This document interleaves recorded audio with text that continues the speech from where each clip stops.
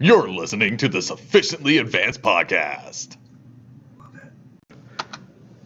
All right, welcome to podcast number 1, where two nerds geek out about science, because we can. I'm Hanson. And I'm Halsey. And so I want to know, why have we hijacked my room? Why are we here today? I mean, how did any of us get here? It's the question of the ages. I feel like we might even have to get a new podcast to even talk about that. No, dude, no. Like, seriously, why are we in here? Like, why are we in my room? Oh, the podcast. I mean, basically we just want to talk about how awesome science is and geek out about it, because that's what we do anyway, yeah. So we might as well record it. So, yeah, might as well. I mean, it's our job every day, so, you know, things. I want to ask you, so why is it the Sufficiently Advanced Podcast? We named our channel Sufficiently Understood Science. So what's up with that? So basically, it was the idea that Asimov came up with, that sufficiently advanced technology is indistinguishable from science. So it's kind of the idea that science can get so far to a point that it mimics the idea of magic, where it's pretty much the most powerful thing that it possibly could be. So the idea behind the podcast was kind of being inspired by that future of science and kind of a play on words on what we intend to take it with. Cool. I love Armageddon robots just as much as the next guy. So, perfect. I love Armageddon robots. I mean, hopefully our robot overlords will appreciate the podcast as well. Well, yeah, that's what's going to keep us safe. So, we have to, have a history. We're being forced to do this. Anyway, so... Shout-outs. Shout-outs for the week. We'd like to give a shout-out to Mr. Orr's 4th period class. Apparently they were doing really good. Also, my 2nd period class killed it today. We were talking about atoms, and they basically inspired the entire topic of this podcast. So thank you to them. My classes, you did nothing special today. You have not impressed me. I'm kidding. I actually want to give a shout out to my 1st period class. They were amazing today and let me be crazy and wild, and it was a good time. So good shout out to them. Also give a shout out to our star teacher of the week, Mr. Lacey. Woo! Congratulations, sir. You deserve it. 8th grade represent! Represent! So what is our topic for today? The topic today has to do with particles and quantum physics. Ooh, quantum physics. Quantum physics just sounds like something you would only see in movies anymore. But it's so... We're learning so much more about how the universe works and how things on even subatomic levels are insanely intertwined and the crazy things that they can do. Yeah, it's ridiculously cool. I mean, we are essentially living in a science fiction story the more we learn about how crazy it is and the way all this stuff works. Sounds like a really good bonus point project. It does indeed. Like the one that's been on the backboard for the last 2 weeks that no one's noticed. I've had one question about it. Really? So get on it, guys. Yeah, we want a science fiction story about atoms, elements, chemical changes, chemical equations, and it's due by October 1st. So, get those scientific minds going. We're looking for that. All right. Do you want to get started on the real topic? So, the thing that kind of worried me when we said we're going to do this podcast today is all you wrote down was quantum insanity. And I was a little worried about that. I didn't know if I was going to feel safe or, you shouldn't. Okay. Because the more you learn about quantum physics, the crazier you think you're going. Because none of it is logical. None of that's going to work on me. I'm already crazy. I mean, that's a fair point. I've been teaching in public school for 5 years. I mean, if it says anything about this topic, it even drove Einstein a little crazy. Ooh, nice. So we are definitely on a good road trip down this crazy rabbit hole. Okay, so why don't you tell me about some of this quantum insanity? Okay, so Insanity. one of the biggest parts to start at is particles, right? So we talked about this in class today. You have the normal particles everybody knows about, protons. The protons, which are positive, neutrons, neutral, electrons, which are negative. Exactly. And the crazy thing is that we found out that not only are those particles made up of things, but what they're made up of is super strange and different. So we call these fundamental particles, right? So basically, everything that's made of something has to be made of these particles. Okay, yeah. So yeah, we're sure. still in pretty normal territory. Yeah, because it's all matter. It's all matter is made by stars. Exactly. Right? And the crazy thing is, like, even light technically is a type of particle. So that's where we're starting to get weird. Because we're talking about a wave just shining, but also it's acting like a particle. So we call them photons, which sounds like a particle. Very weird. So why isn't it a particle? I mean, it is a particle, but it isn't. Exactly. That's where we start getting into the quantum stuff, because it's energy. So matter requires energy to do things, whereas energy is already energy. So it can move and act similarly to matter, but because it doesn't require that energy, it causes it to do some other things that light can't do, and vice versa.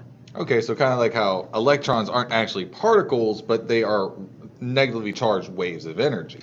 I'm glad you brought up electrons, because electrons are actually one of the fundamental particles, which essentially means that you can't break them down. They're basically just these little points of existence that also happen to have an effect on the universe, right? So does that make perfect sense? Exactly. Well, yeah. So yeah, it makes sense. So to me, where it gets quirky. Quirky. Quirky. How dare you, sir? This is not a podcast of puns. So what happens is with electrons, we always picture them in these little circles that are circling around the nucleus. Yeah. This isn't even remotely what it actually is. Yeah. So it's a complete lie. The thing about electrons A complete is the electrons are a lie. Electrons are a lie. What they do is they are in a state of potential. Mm-hmm. So essentially what this means is they exist in multiple places all at the same time. Interesting. That's so, where... Okay, wait, hold on. Yeah. So, we're talking instant transmission. Yes. Okay, so for those that don't know what I'm talking about Dragon Ball Z. And why don't you know? How dare you? Seriously? Come on. Anyway, so we're talking about existing in two physical places at the exact same time on the same plane of reality. Exactly. And the crazier part about this is we've actually developed the technology to observe it. There are instruments that can look at an electron, and when you look at it, it seems like there are two particles there, but it's actually one particle in two places at once. You can see it. That's how you go crazy. So could this lead to something like teleportation? Interesting you should ask that, because it absolutely can. So now we're talking about entanglement. Entanglement makes what we just talked about sound like the simplest building blocks ever. Okay. Because entanglement is what happens when you create a particle. So the easiest way to do that is you shoot a photon through a special type of crystal. So like I said, magic. This is all just magic. You shoot it through and it splits it. And now it becomes two different particles. Except they're not actually different. They are the same particles. They are identical to each other.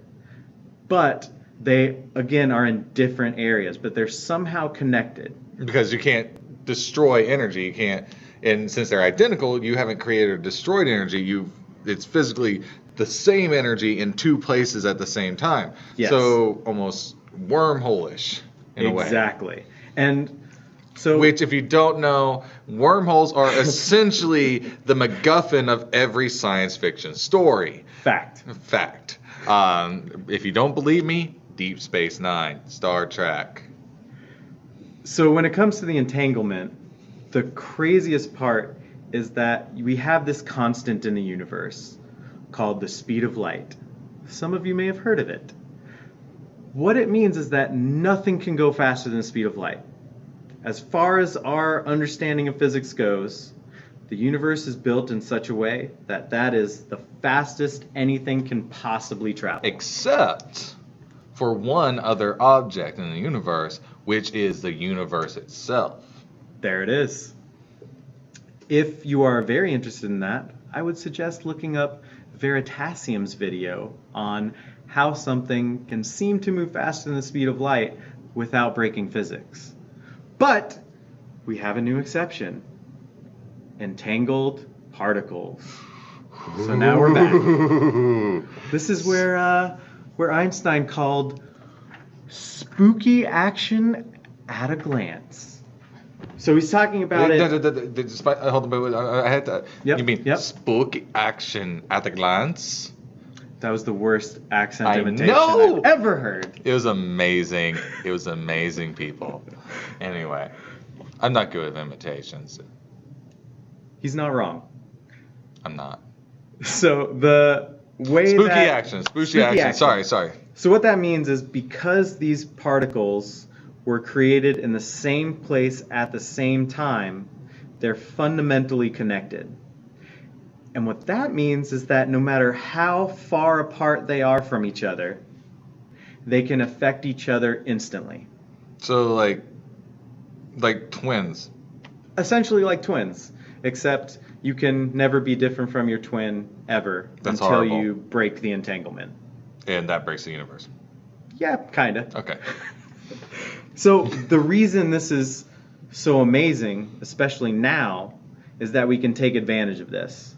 So we've discovered that if we do something to one of these particles, it will have an equal, opposite, and instantaneous effect on the other one.